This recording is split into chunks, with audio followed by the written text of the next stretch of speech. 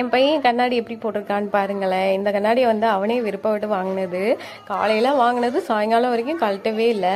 அதுக்கப்புறம் இந்த பாருங்க, இந்த ஜூஸ் வந்து ஃபர்ஸ்ட் டைம் குடிக்கிறான். குடிக்கும்போது ரியாக்ஷனை பாருங்க.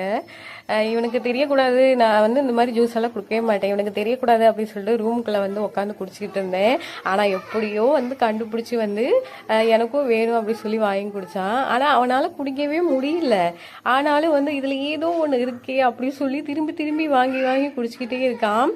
அதில் இருக்கிற அந்த கேஸ் பார்த்தீங்கன்னா அவன் வாயில் ஃபர்ஸ்ட் டைம் குடிக்கிறாள், அதனால வந்து வாயில் போய் ஒரு மாதிரி பண்ண மாட்டுக்கு. அதனால தான் இந்த மாதிரி ரியாக்ஷன்லாம் கொடுத்துட்டு இருக்கான்.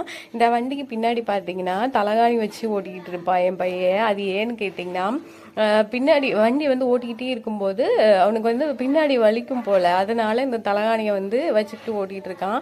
இந்த வண்டியை ஓட்டும்போது இந்த தலகாணி இங்கேயே தான் இருக்கணும், எடுத்துட்டோம் அப்படின்னா அழுவான். திருப்பி அதை